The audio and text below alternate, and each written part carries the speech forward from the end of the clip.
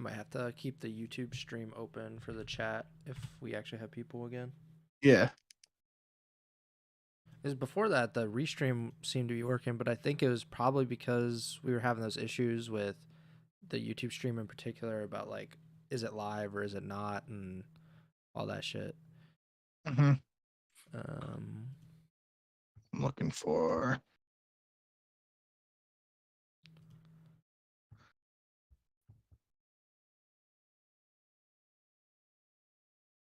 Yeah, this GIF will work. Join us for episode 140 of the Ego Chall Podcast, talking about the latest news on PRED and more ahead of the first minor tournament. Links below. Yeah, that works. Post. I do want to hear myself. Twitch was muted.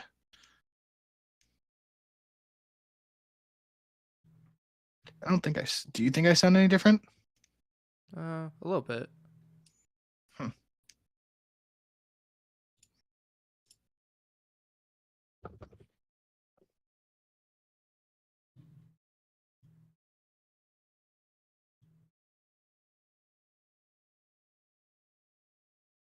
All right. Oh, wow. I think I sound a lot better on YouTube, actually, which I mean, if we're getting people in that stream, then that's cool. Yeah.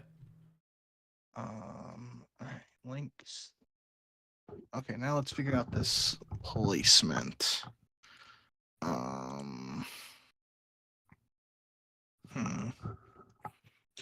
I do this, I don't think that's gonna work.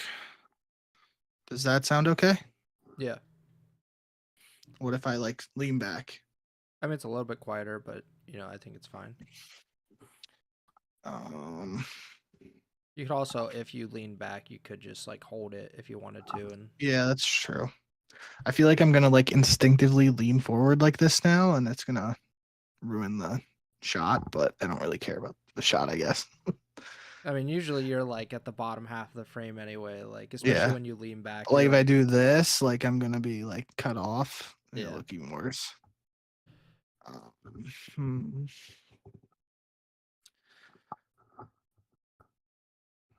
Can you move your webcam down, like point it down? Well, no, it's because it's like attached to the Mac, so it's at the top of the Mac. I mean, I could do that. Man, I think even if you lean down, then it might look better. Like, I think you'd still be able to be seen. Oh, that was close. It wasn't very settled. I don't like going like I feel like if I was going forward, then it would look better. Yeah. So maybe whatever's does that sound okay? Yeah, that sounds fine. Okay. Well, I'm gonna do it on the left side so that it's not on my mouse hand. How's that? Yeah, it's good. I mean, you're just like you're gonna get used to it, whether you lean back and then we have to figure it out or whatever. But I mean, it's like the Astro mic isn't bad or anything, but I think people would. I know at least one or two people said like we should get you a better mic at some point, but I feel like this is a good time. Yeah. Good shot. Like, I feel like I'm forgetting something. Retweet the tweet. Maybe that's it.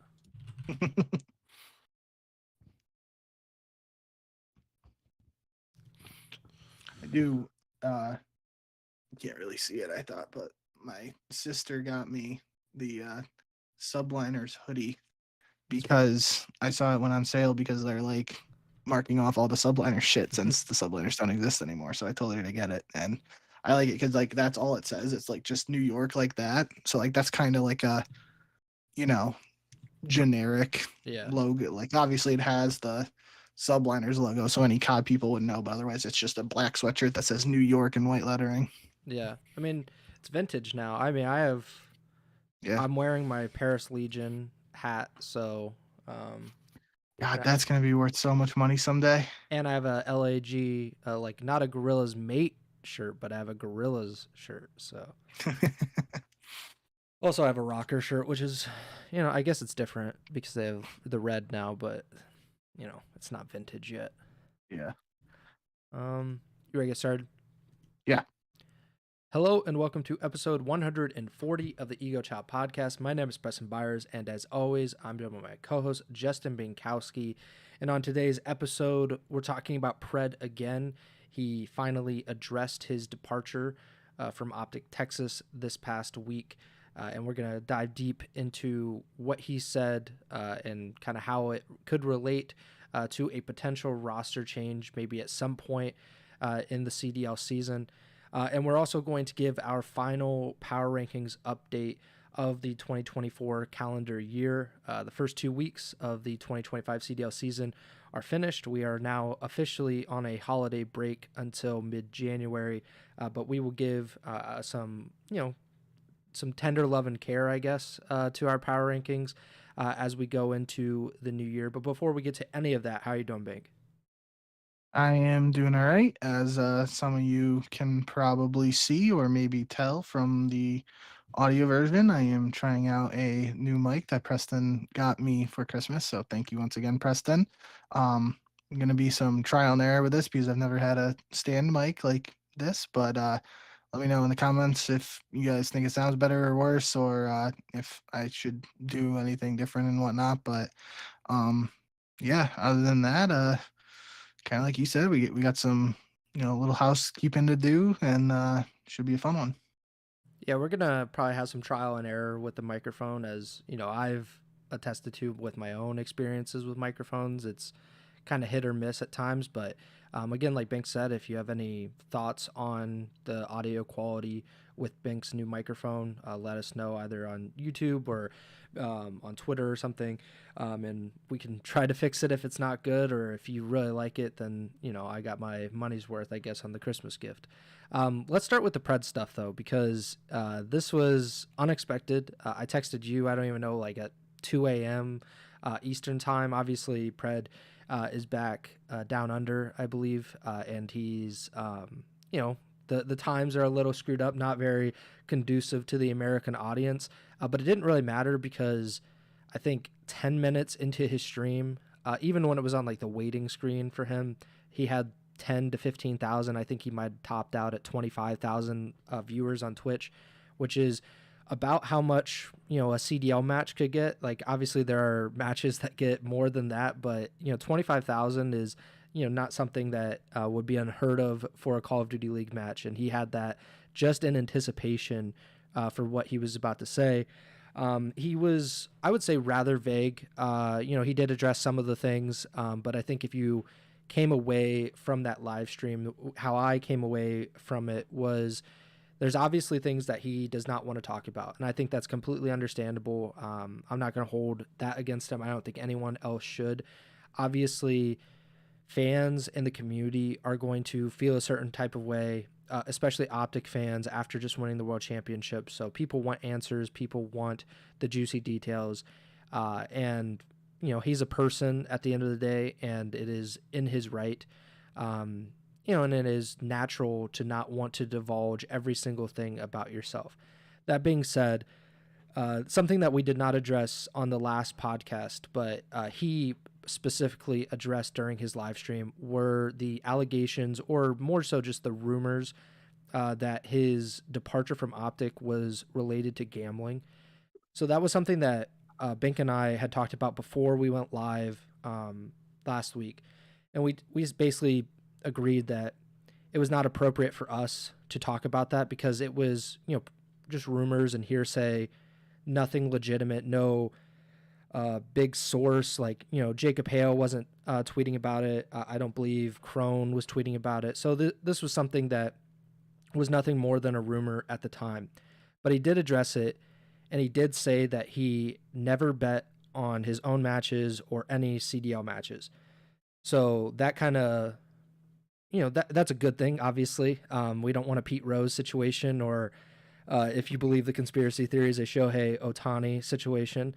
So that's good. That would also, if he is telling the truth, that would rule out any like permanent CDL suspension, obviously, because the Call of Duty League certainly does not want any player, but especially a player of PRED's caliber, to be betting on their matches. he was a little more vague on just like gambling in general. Anytime he was asked about it, he basically defaulted to, if you want to gamble, then that's kind of your right, or just do it responsibly or something. So it was a little weird, but I think he really dove deep into just the fact that he was struggling mentally, and that I think he even mentioned like the word crisis, and then he's back home. I believe Hex has since said that he's in constant contact with PRED, and want the best for him. And basically the reason that they were quiet before PRED said anything was that he's their friend, and they didn't want to say anything before he said anything, which is understandable and really what friends should be doing. Any takeaways from what I've said or what PRED said in his live stream about this whole situation now? No, yeah, I think like him, although like you said, it was not the most straightforward answers, and he was relatively vague in a lot of his conversation. It's something we probably won't ever get much more than this out unless something drastically changes. Um,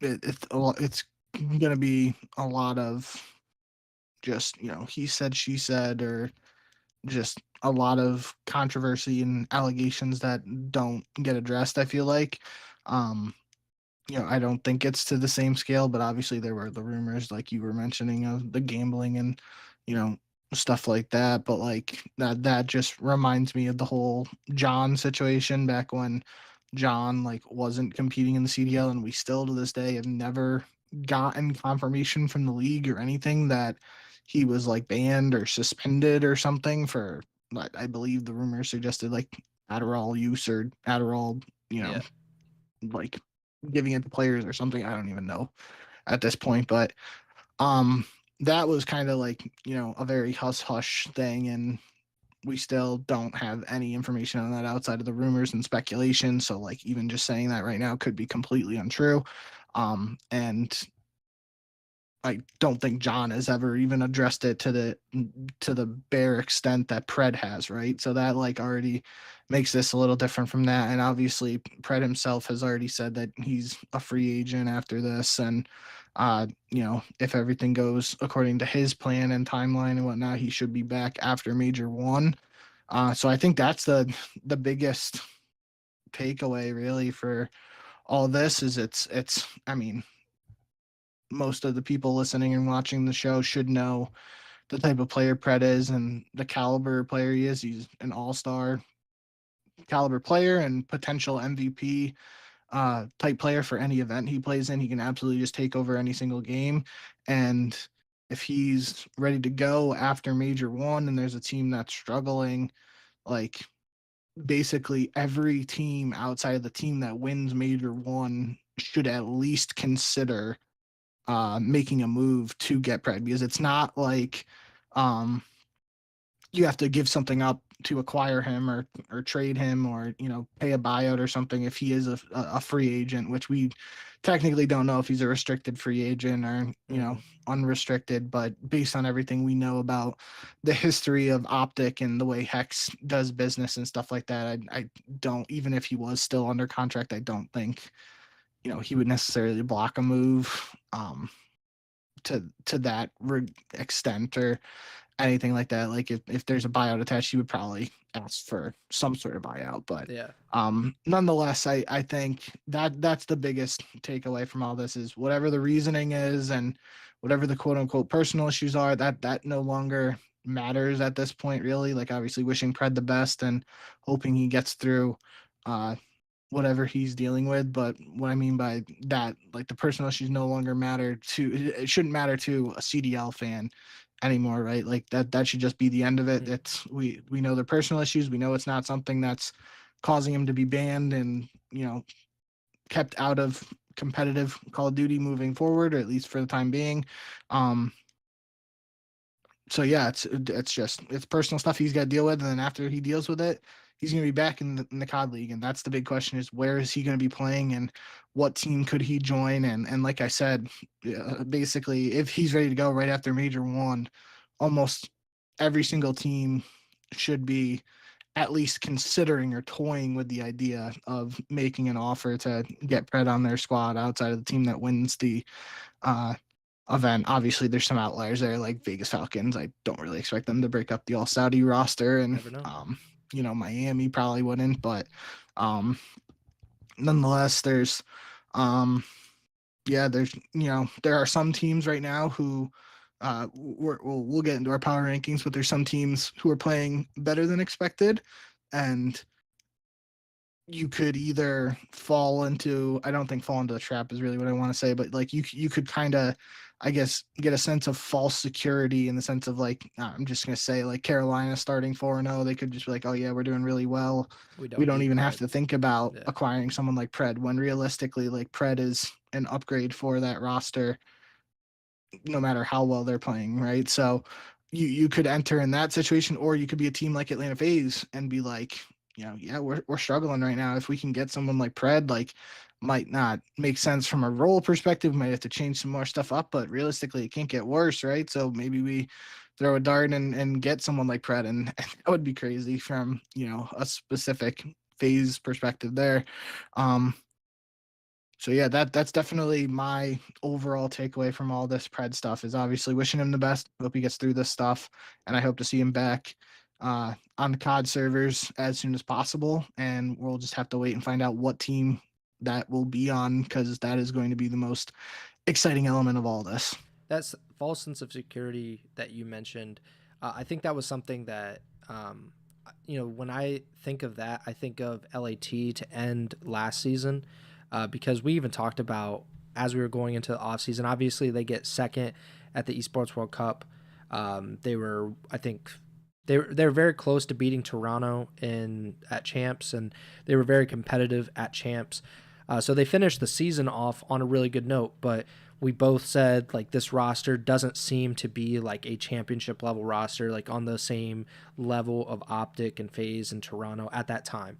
And so we were kind of wondering, like, does LAT stick with their roster and just bank on we're just going to keep improving as a team, or do you try to make a move? Obviously, LAT went for the latter. They went for multiple moves. They created a super team with Scrap and Hydra and Envoy coming in to pair with Ghosty. So, maybe that is something that, a team like Carolina, obviously we don't know what the financials of this kind of move is, like how much money would PRED cost for a CDL team. But, you used Carolina as an example, and I think they're the perfect example, especially at this point in the season where maybe, you think, well, we got, TJ and we got these guys, like we feel like we can win with this roster, but PRED does seem to unlock another level or maybe raise the ceiling of multiple teams. I think every team in the CDL, depending on who he's replacing. So, I definitely agree with you. I think it's so interesting, and I was pretty much flabbergasted that he said he was a free agent.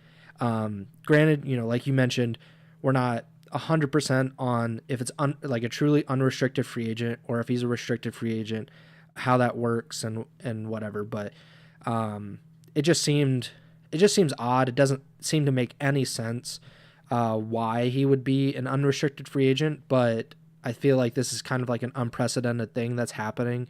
Obviously, we've had players like Illy last season, obviously, just like, he was the best player on Seattle, and then, the allegations or whatever, the rumors, and then he's not on the team anymore, and he wasn't in the CDL the rest of the season, and he still hasn't returned to the CDL. That kind of stuff, has happened, but the World Championship team from last season, like 2 matches in, having to make a roster change like this, and then just outright releasing him would be unprecedented. And something that I don't think we can like accurately predict how or what kind of development will come next in all of this. But yeah, man, FaZe I think is gotta be at the top of the list, like just as a potential landing spot with how these first 2 weeks have gone for them. And obviously we have to wait and see, because he's not going to get on a roster, it seems like, until after Major 1. and we're going to have the minor. So we're going to have, a glimpse into what FaZe can be like in a tournament environment, granted a single elimination environment. And then we're going to see 3 more online qualifier matches from FaZe and every other team in the CDL. And then we're going to get the major. How that works out for them is, remains to be seen, but they've looked horrible compared to what we expect FaZe to look like. And I think PRED, I don't know who exactly he would replace, because I don't think it's as simple as FaZe just saying like, okay, we've stuck with this trio and then we're just going to keep dropping the 4th guy for another guy. So I don't think it's like a guarantee that Draza would be the odd man out in this situation. But it would be a really interesting move. And I think the OpTic FaZe stuff and like, I don't think it's like as big of a rivalry now, because they haven't been competing directly for championships the last few seasons. They've kind of like been hot and cold at different times, but I think it would add something, especially to the race for the top 3, or what we expected the top 3 to be coming into this season. But I'm just interested in general about what happens next for PRED. Yeah, I think you saying there that, FaZe would be the top of your list for, potential landing points right now, and I definitely agree with you on the whole, like, not knowing who it would be for, and not just like continuing to cycle out that 4th player like you said. For me, actually, though, the first team I thought of was Cloud9, and that's because literally it's his old Seattle Surge team. If he went in for Kremp, it would be him, Mac, and Sib, and then attach in for accuracy, but accuracy would be coaching. So that felt like to me, and obviously that's no shot at Kremp or anything. We've gassed him up a little bit, especially on his performance at the end of last year. But again, this is MVP caliber player potential to get. So I think that with like the connections and everything he has with those players and the coach of the team too, that's the one that would be at the top of my list.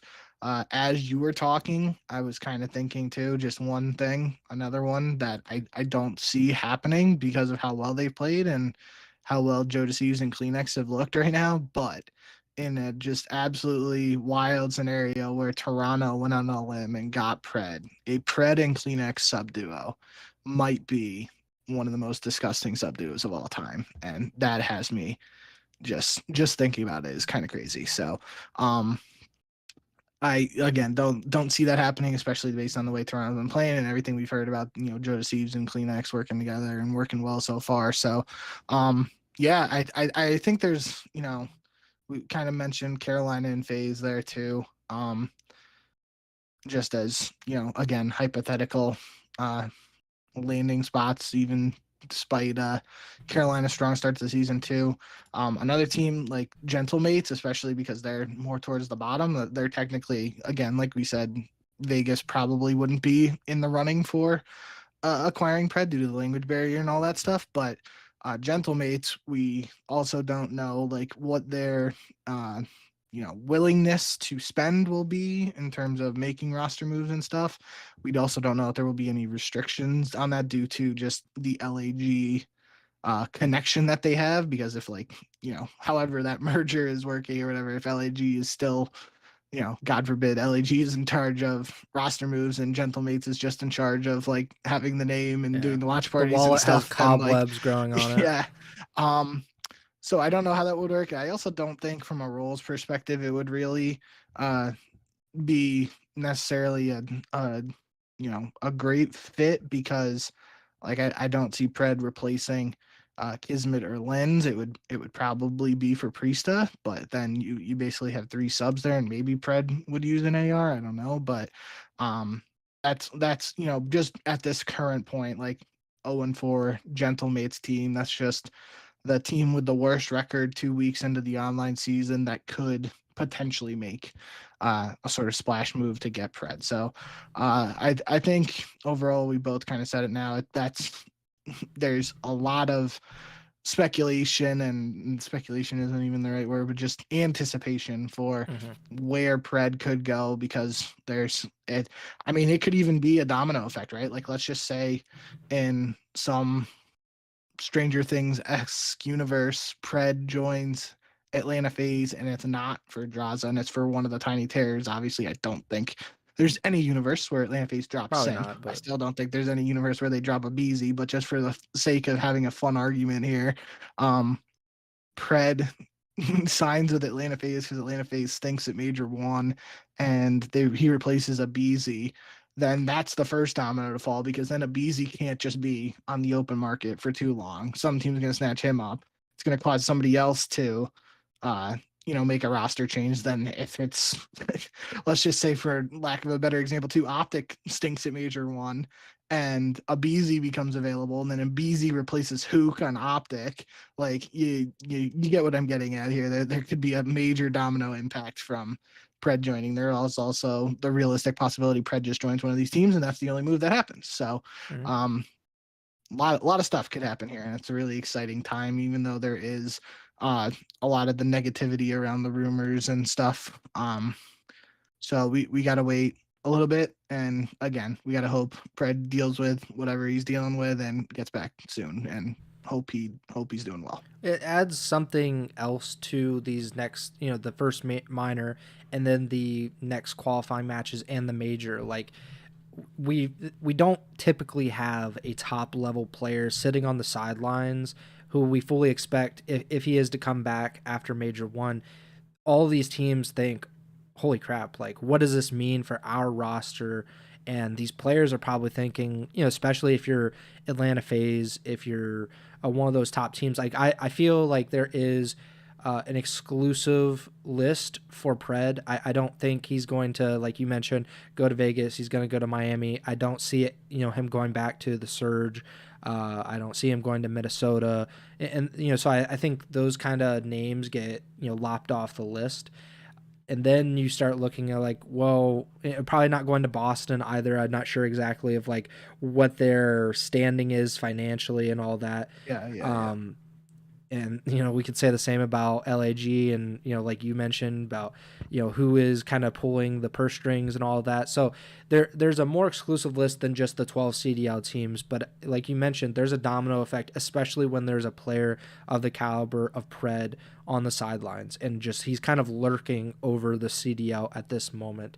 And we can't rule out the possibility of him just returning to OpTic if OpTic were to just not perform up to standard in those qualifying matches, and then at Major 1, like, it wouldn't be the most surprising thing that he just, like, comes back into the OpTic fold, replaces Hook, and then they just go back on to try to repeat as world champions.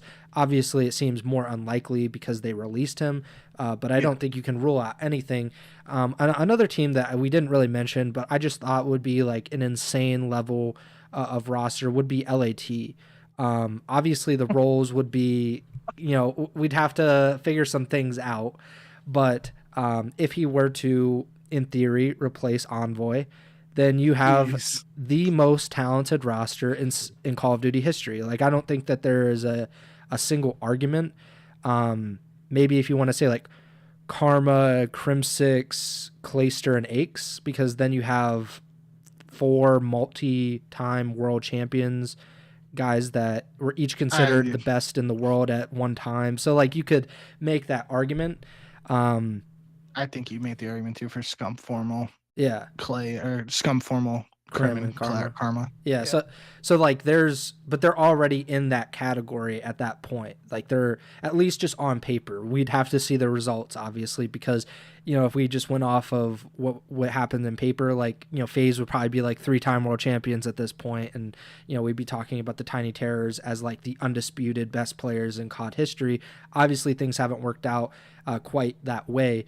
But I just thought that was an interesting thought. Obviously, LAT made all of these big moves in the offseason to bolster this roster. They, pretty much went completely against what they had said publicly previously about, like, we're going to be more financially responsible. We're going to try to break even, to, holy crap, let's buy out Hydra. Let's get Scrappy in here. Let's get Envoy. Let's make this super team to be competitive at the top of the Call of Duty League. And they've done, I would say, more questionable things before, with bringing in Hook, obviously, a few years ago.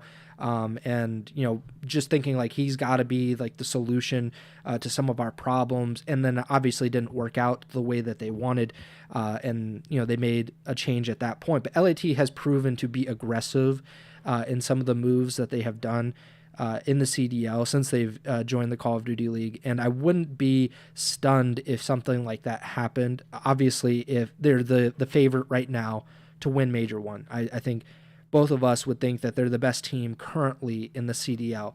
A lot can change between now and the end of January when Major 1 is. So, we're going to have to keep that in mind as we go along. But, just kind of wrap it up. Like PRED, if he is to come back after Major 1, but even if he isn't, and we just kind of think that he is, he kind of is like a cloud over the CDL at this moment. Not a dark cloud, but just like, oh, that's kind of weird. It's a funny shape. Maybe we should keep an eye on that one.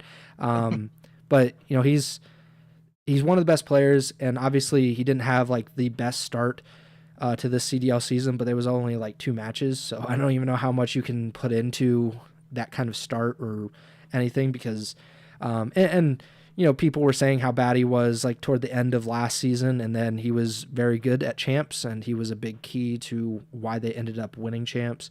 But I'm just interested to see how all of this plays out. Obviously, if we hear any more about this very bizarre situation, and maybe we'll hear more rumors, I'm sure if he is coming back after Major 1, we'll start to hear a little more scuttlebutt, I guess, about where he might be going or who he's interested in, so on and so forth. Do you want to now go to the power rankings portion of the podcast? I don't remember exactly when we did the power rankings, like what episode that would have been. It would have been maybe an episode before the CDL season started, or 2 episodes. Yeah. But it was right before the season started, 3 weeks ago now, I think. And we both did a set of power rankings. We individually did it. I think I had 5 different categories, maybe 4. I believe I had OpTic like in their own tier as the champions, and I think I had 4 additional tiers below that. I think you had 4 or 5 as well. We did it episode 135. So if you want to go back and listen to kind of our rationale behind why we thought what we thought at that time, you can go ahead. I'm sure some of that looks really silly, especially any time that we talked about like Carolina or FaZe, just based on the results of the first 2 weeks. But that you can go back to that episode and listen and look at some of the power rankings that we did. Then we're going to update our power rankings. I didn't even look at my power rankings from then and just compare them. Like I just wanted to go in with a fresh slate, kind of a clean slate, and just say, okay, this is what I think of the CDL now. It's not based on anything that I said before. I changed my opinion on I think quite a few teams since then. I haven't even seen Binks, or I pulled it up, but then I didn't really like dive deep into it. So why don't you, Bink, talk about your power rankings and why you have teams where. I'll pull it up on the stream. So if you're on Twitch, twitch.tv/Ego Chall Podcast, if you're on the YouTube channel, whether you're watching the live stream or you're watching the VOD, you should be able to see the power rankings in just a second. But if you want to talk about it. Yeah, so I did this literally really quickly before we just went live about less than an hour ago. So I didn't put a ton of thought into it. The one thing that should immediately jump out to everybody is just FaZe. Like I really didn't know where to put them or how to categorize it, and just based on the start. So they're kind of in a tier of their own in the middle there. I know we vaguely mentioned it at the end of last show. Like I didn't feel comfortable putting Toronto ahead of them just because Toronto won one online match against them. So I think like for lack of being able to do like sub tiers or whatever, I would probably do without just having a bunch of tiers. I would do something with Toronto and Atlanta there, but kind of splitting hairs at this point. And again, it comes down to how much you are worried about FaZe's performance in these initial online matches, and how much your stock you're putting into Toronto's performance against Atlanta in this one online match that they played so far this year. So outside of that, I kind of took a little bit of a cop out with some of the lower ranked teams. I think it should be no surprise at this point. Like LA Thieves at the top on their own. I kind of hinted at that. Like until there's a reason to pick against them, I'm just not picking against them, and I think they clearly look like the best team. Wasn't I know Carolina's 4-0. I really didn't want to put them in an A tier, especially because again, I didn't want to put them in A and not like it felt wrong to put them above Atlanta, even though they did beat Atlanta. And then that would just, I don't know. I didn't really have too much time to think about it and didn't really feel super comfortable doing that and putting like Toronto and Carolina above Atlanta. So that's a little weird, but I think the classification I got there just better than many fans expected is definitely a good way to describe Carolina and Boston's start to the year. Just that clump of teams under that, the Rocker are 2-2. Obviously, the other teams are 1-3. Still want to see more from all of those squads. Cloud9 being the big one in there, just because of the whole ping issues, server issues, etc. We know the potential of that team, and we've talked about the potential of that team heading into the season, but seeing what they're capable of doing on a more consistent basis, and just for all of those teams, seeing more matches, seeing a bigger sample size out of them is going to give us a better feeling of where they should be. And then just that last group there, the teams without a win, couldn't really put Gentlemates higher just because they are 0-4, even though they've had some close matches, especially as we highlighted last episode. 2 banger hard points against LA Thieves, which if you're playing super close against the quote-unquote best team in the league right now, like that bodes well for your potential if you just turn things around a little bit. So yeah, I don't know. I'm not like in love with these rankings, but I'm also not putting too much stock in them. And again, this is based on 4 online qualifier matches for all these teams, or 2 weeks of online play realistically. So lots of moving parts here, and will continue to be that as we progress through the season. That was basically my feeling about these power rankings as well. Like I felt when I started it, I'm like, oh, I have like a good sense of like what's going on. And then once you actually dive into the teams, you're like, actually, I don't have a good sense of anything that is going on in this league. Like I know that there are like a few teams better than the rest. I know that there, at least in my opinion, there's one team that is worse than the rest, but then like there's like 8 teams in the middle, and you're like, I have absolutely no idea where to put any of these teams. And I mean, that is kind of how the CDL has been, especially last season. I remember we had basically a top 4. There was like a pretty close top 3, and then there was a definite 4th, and then we had a definite 12th. But 5 through 11 was like a dogfight, and everybody could pretty much jump anybody at any given notice. And I think it's kind of the same. Obviously, we're very, very early into the season, and typically we haven't done power rankings this often before, but I think that's just kind of how the season is going to go. I think there's just a lot of parity, and that's probably just due to expansion not being a thing in the CDL. Like this is the 6th CDL season. We haven't had any more or any less than 12 teams in the league, and when that happens, the level of talent just keeps going up and up and up. And these teams are a lot more even. Like there might be a little bit of some top heaviness with like those top 3 or 4 teams, but the rest I think are generally pretty competitive with one another. Maybe the games also, maybe they're not like the most skill gap heavy, or maybe it doesn't accentuate the skill gap, but what we've seen over the past few years would indicate that there's a lot of parity. Let me talk about my power rankings here real quick too. I'll pull it up. So kind of the same line of thinking for quite a few of these teams. So at the very bottom, I have a tier with 1 team in it. It's the Vegas Falcons. I named that tier Thanks for Coming. I was gonna say like double first rounded, or like something along those lines, or first rounded or something. Like basically Vegas is going, and I should explain before I elaborate on these power rankings. The way that I think about power rankings for any sport, including the Call of Duty League, is my confidence level, or where I think you would fit into winning a championship or something along those lines right now. So, we're recording this podcast on Wednesday, December 18th. If Major 1 or the Call of Duty Championship started on December 19th, this is kind of my confidence level, so to speak, about like where you would compete for a championship. So, like it makes sense why the Vegas Falcons would be at the very bottom. They're 0-4. I think we both agree that they're the worst team on paper and in reality in the CDL at this point. Even though we did talk about on the last podcast, like they will eventually get a win. Like it's only a matter of time until that happens, because they've been decently competitive with a few of these teams, and especially it's always like at least one map a series where they really give a great fight. And I think they've won a map in 2 of their 4 series. So obviously there's something there, but I think that they're undoubtedly the worst team.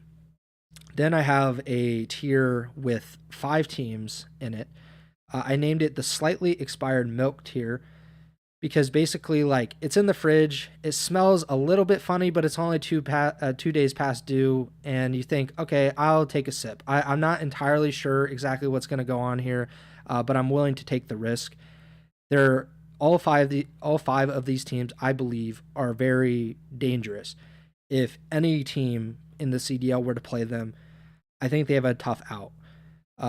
Obviously, you have LAG in your bottom tier because they're 0-4. I think that's very valid.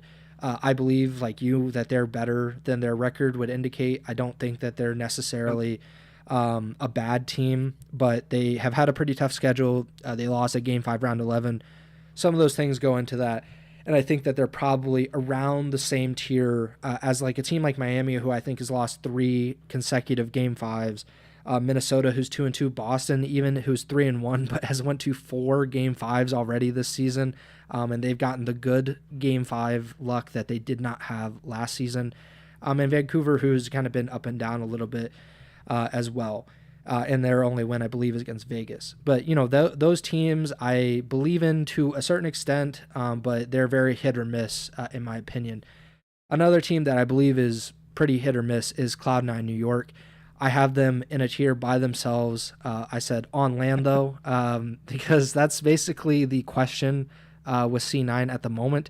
They have not looked great online. Obviously, that first week was a unmitigated disaster. They looked like they look like the worst team in the league for that week. They were just not competitive at all against LAT and OpTic. Of course, 2 of the best teams in the league, but still, we expected C9 to be, kind of in that 4th or 5th range, and they just didn't look like that in week 1. They looked a lot better in week 2. They got their first win, and then they were reverse swept by the Carolina Royal Ravens. Online will be an issue for them. It has been an issue. I think it will continue to be an issue. But if, we're talking about a LAN tournament, we're talking about a championship or a major, maybe they can be competitive. I think they're a complete wild card at the moment because we haven't seen them at their best or what we expect their best to be, which I think is very dangerous for some of those top teams. Another team, this is a completely one-team tier as well. I have only because it's FaZe, and any other team is not getting this benefit of the doubt, I would say. FaZe is in this second tier by themselves because I believe in all 4 of these players individually. I believe in these 4 players as a team, but the results this year have been horrible for their standard. They're 1-3. They just don't look good, and it's a complete shock because we've seen in the past how consistent Atlanta FaZe is, and they just haven't been that this season. So I'll give them the benefit of the doubt. If they're continuing to be bad, then I have to keep moving them down. I don't think they'll move further past the Vegas Falcons or be on the same tier as them, but if I was to be completely honest, they would be in the slightly expired milk tier at this point, just the way that they've been this season. But like you, I'm giving them kind of the benefit of the doubt just because of the championship pedigree, the talent on that roster. It would indicate that they're a better team than what they've shown, and a championship level team. So we're just going to have to see that as we move forward through this season. And then I have 4 teams in the final or in the top tier, the contenders tier. So I was kind of debating internally about whether to put the Carolina Royal Ravens in this tier, but because I do think that they're the biggest question mark in this tier in terms of like their actual competitive or contendership viability. But they're 4-0. They have played really well. They reverse swept C9, who we thought would be a top 5 team. They've looked really good, and that can't be denied. And I think a lot of Call of Duty is based on momentum, and they have a ton of momentum. And I just don't think at 4-0 in the way that they played, I don't think I can actually put them on the same tier as like FaZe or C9, especially because they beat C9 and they beat FaZe, like they dumpstered FaZe and Hardpoint. So I think they're above them. They're definitely going to be a question mark as we move forward into the new year and we get into the final set of qualifying matches and the major. I'm just really interested if they're going to be able to keep it up or if this was just kind of like an early season surge. And then I think the top 3 is pretty undisputed. LAT, OpTic, Toronto. Those teams are, Toronto is a surprise for me at least. I didn't expect them to be this good this early, but they certainly are. I think if you're going to like actually rank them, I think LAT has to be at 1. I'd probably put Toronto at 2. And then you can debate Carolina and OpTic, just because with the OpTic thing, that for me is just the question of like, is Hook actually going to be able to replace what PRED had? And like OpTic has struggled with consistency in the past, and obviously that's not what you want from a championship level team. Like the fact that they were so bad at the end of the regular season last year and then they won champs was kind of a microcosm of what OpTic is. So we've only seen 2 matches with Hook in this OpTic lineup. They nearly were reverse swept in the second match. I'm just kind of waiting to see if Hook is the answer to kind of their consistency issues or is just able to keep them at this championship level that they finished last season with. But yeah, Toronto and LAT are undefeated as well. They're great teams. Toronto is, we're going to have to see if they're able to kind of keep it up with this roster. Obviously, they're going to, I would imagine, go through some growing pains because, something that we talked about, I think, on last episode or 2 episodes ago, the fact that the roles have kind of changed. Like they lost a superstar player and they didn't add a superstar player, which is interesting. Not something that typically happens, or when that happens, the team kind of dips in quality. But that just doesn't seem to be the case with Toronto. And then there's LAT. Like I think we both talked about it. They're a super team of super teams. Like they're just one of the most talented teams that you could put together in modern Call of Duty. And they would seem like the championship favorite at this current point in time. But they had really hard games against LAG. And LAG Zone 4, if that says more about LAT or LAG or maybe just the madness of the Battle of LA, I don't know. But I think that those 4 have to be, at least in my opinion, be considered contenders if we're just saying like there's a tournament tomorrow, which 4 teams are you the most confident could make it to Championship Sunday or get be in that top 4. I think those would be those teams. Any thoughts on my power rankings as I've explained them? Yeah, I once again I said it on episode 135, and I'm going to say it again. I really like your thought process here for the power rankings, and I once again think they are better than mine and definitely more well thought out. And I especially like your captions for the tiers, and especially the phase then C9 and Falcons one, the slightly expired milk. I think you probably could have done better, but that's still a good example. I was gonna go a coin flip because it just felt like I have no idea. Yeah. But yeah, obviously, I think the one thing that jumps out to me about your rankings and probably for everybody else listening and watching would be the Royal Ravens. But I definitely like the way you broke it down. And I mean, it kind of feels like at this point, and I went through it a little bit with my rankings, it's just like there's not really a good spot for Carolina. And like you don't want to discredit their 4-0 start, but how much weight do you want to put into the 4-0 start? And like you said, if they beat FaZe and they reverse swept Cloud9, like, so putting them with those teams, like, again, how much stock are you putting into those individual matches? So like that's the only thing that kind of jumps out to me a little bit about the rankings, and I think that's probably what would be the most debated or contentious point here. And then again, maybe Boston just being with those other teams after they start 3-1, but then Agreed. like, that's really just splitting hairs and bringing up my rankings because I had that middle of the pack ranking and then the better than expected with Carolina and Boston. So saying that is basically just pointing out the difference between your and my rankings, and that's really all there is to it. But yeah, I really like what you got here. I think it's very easy to see LA Thieves, OpTic, and Toronto potentially winning the first major. Mm-hmm. Obviously, probably easier for some people to see LA Thieves than the other teams, but the way Toronto's played, and if OpTic continue to improve with Hook in the lineup, then you make that. You can make the case there. Carolina, again, I think it's you don't want to discredit them, and it's awesome they're 4-0, but you want to see more, and you want to see them against some of the top dogs, but then they've done it against the quote unquote top dogs with, not necessarily LA Thieves or OpTic or Toronto, but FaZe and Cloud9. At least Cloud9 might not have been in the quote unquote top 3 heading into the season, but they were still, in the conversation for like that 4th through 6th role kind of. So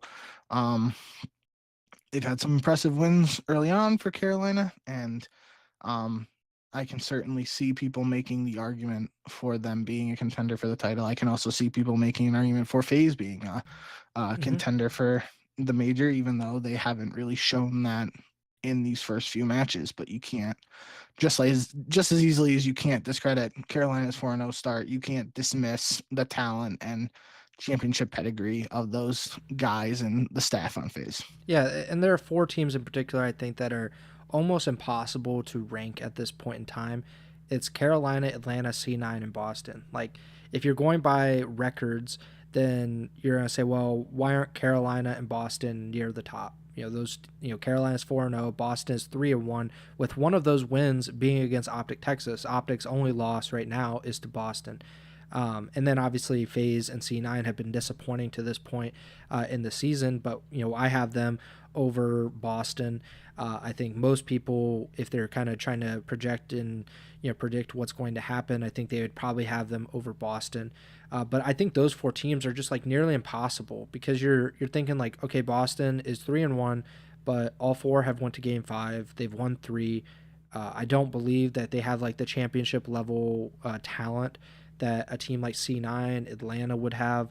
You could probably say the same exact thing about Carolina, even though they've beaten both of Atlanta and C9. And definitely, if you're just like looking at the results of the matches, they are undoubtedly one of the best teams. But then, the talent level, you kind of probably make you hesitant that, 2 of those players weren't like CDL players last season. Like, they just weren't on a regular CDL roster or have been like kind of hit or miss the last few seasons. TJ was on Carolina, obviously Gwen was, and Gwen is kind of like pushing them into, I think we know that Gwen is going to be somewhat reliable on being like a star player, but it's going to be like who's going to be like his Robin essentially to his Batman. And that's kind of like where Carolina will end up, depending on if they can find a Robin consistently. And they have. Slash has been really good, I think, so far this season.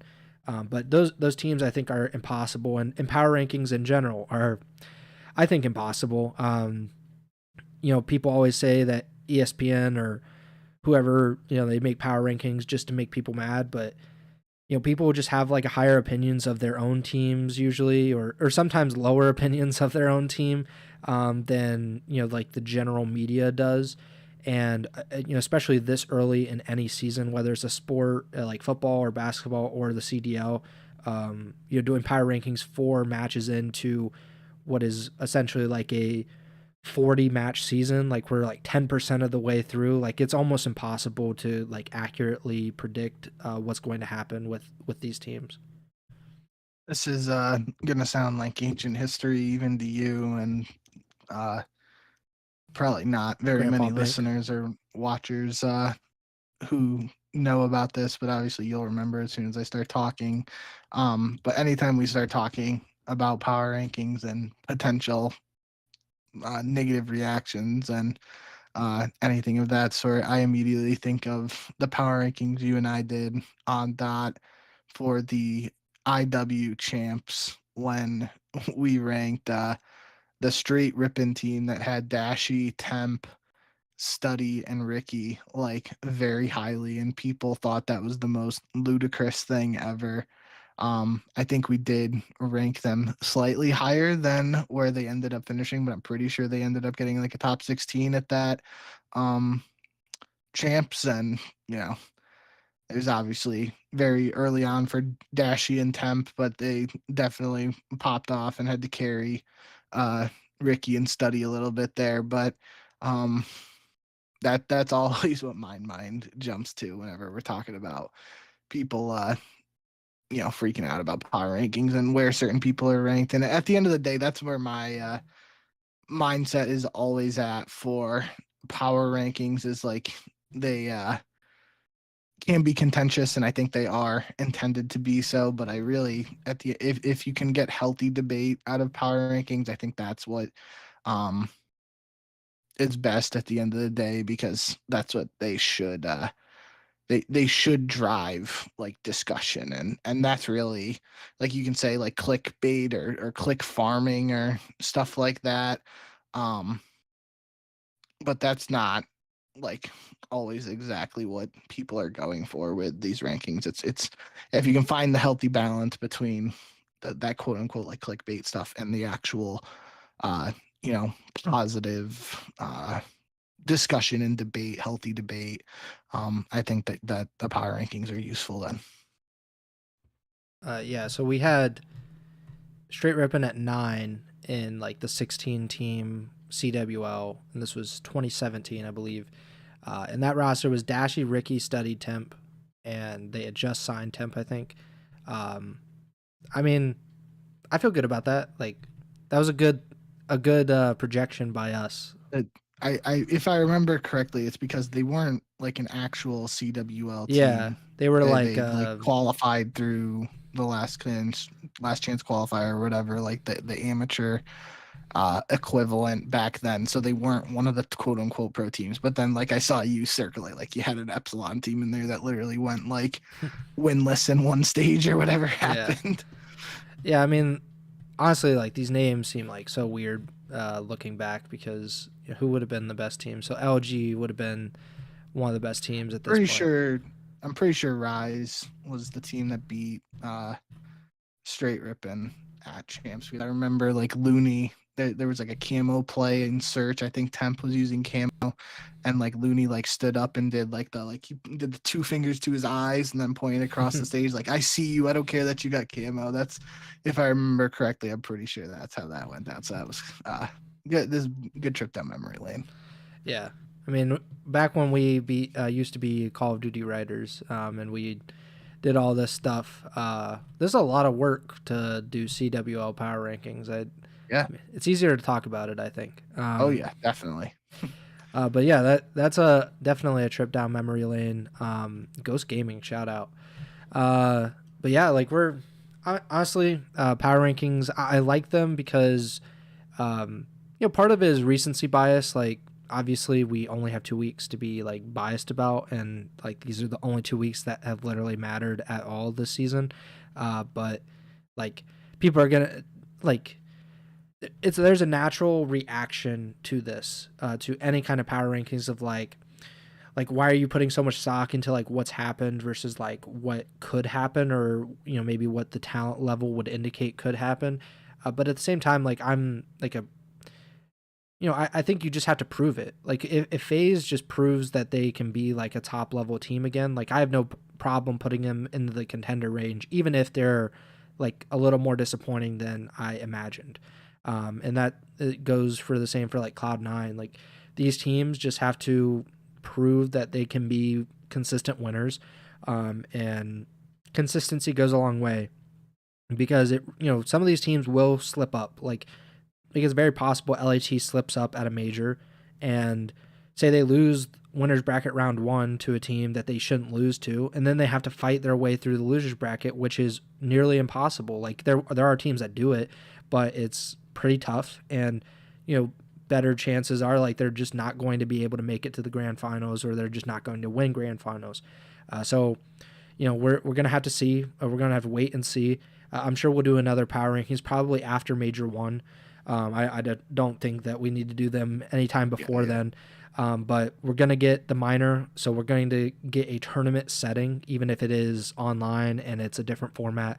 But we will get a tournament setting for these 12 teams.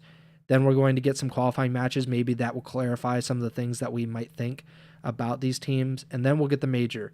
And the major will be very, very interesting, I think. I think I forget who tweeted it. Maybe it was like Enable. I'm pretty sure it was a former COD pro, but said like, imagine flying 12 hours to Madrid to get first rounded by FaZe, like sitting down and playing 3 maps against Atlanta FaZe. Like that. Yep. That's probably the reality of one of these teams, especially if FaZe does not finish strong online, and FaZe ends up being in the losers bracket to start Major 1, which I think you mentioned it is like probably never been done. Like I don't think that Atlanta in any iteration has started a major in the losers bracket. So I don't know what to make of that if that actually happens. But they're definitely a big danger to any team that they play, at least on paper. I think Abizi even said like it's been disappointing, obviously, but like we're gonna keep working. Which I think fans and media like to see that players address the elephant in the room. Like it's none of these players are like, we don't have any problem, like stop doubting us or whatever. Maybe they'll say that afterward, but at the time, like you want these players to say like, we know we've been disappointing, but we're going to figure it out and we're going to win again. And at least from Abizi, we have seen that for Atlanta FaZe so far.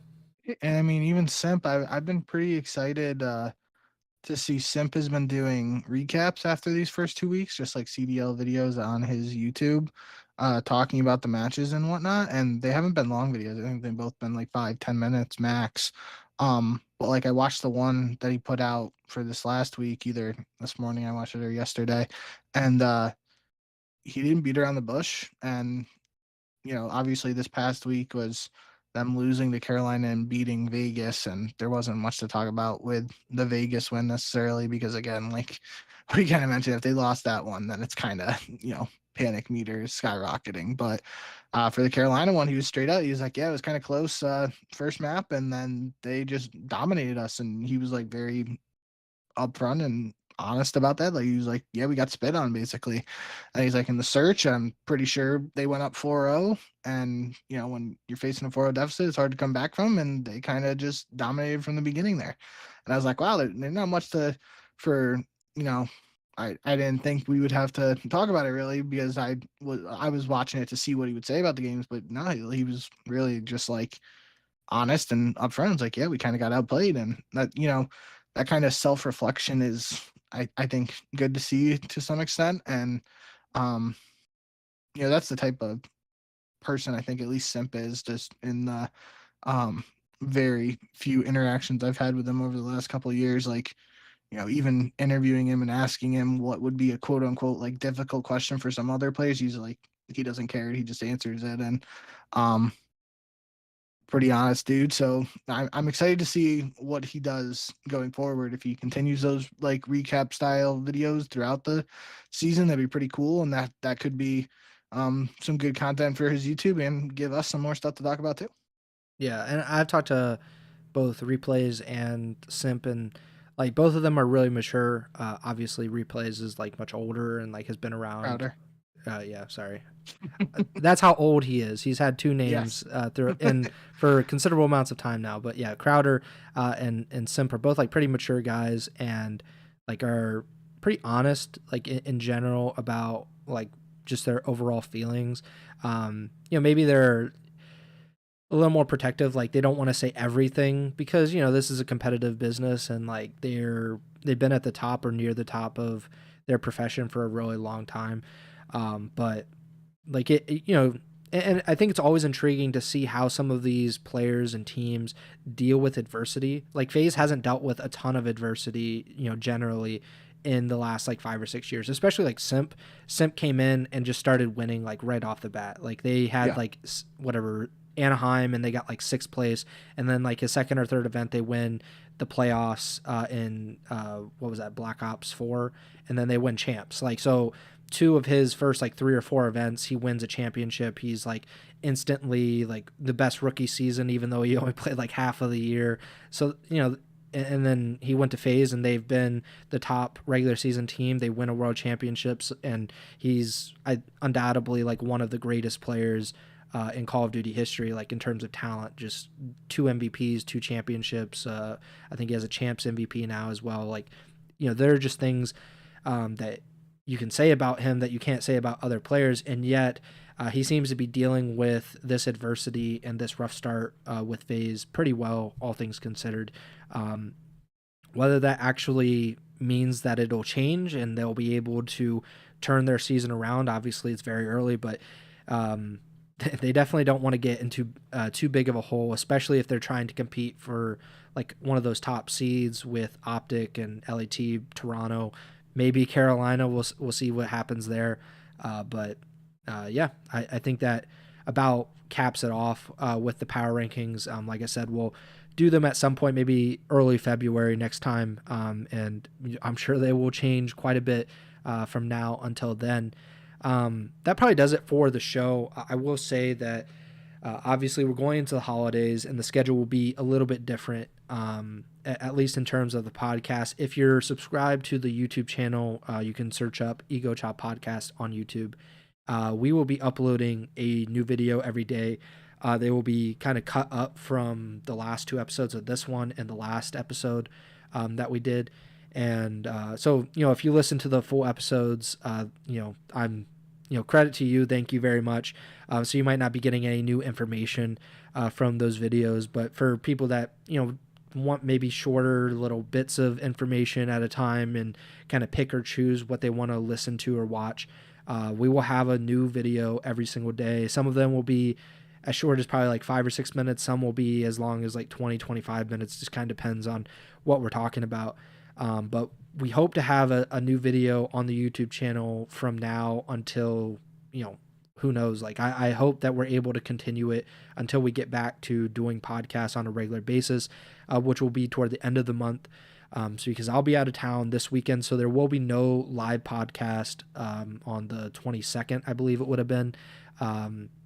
So, no live podcasts this coming Sunday, no live podcast next Wednesday, which would be obviously Christmas.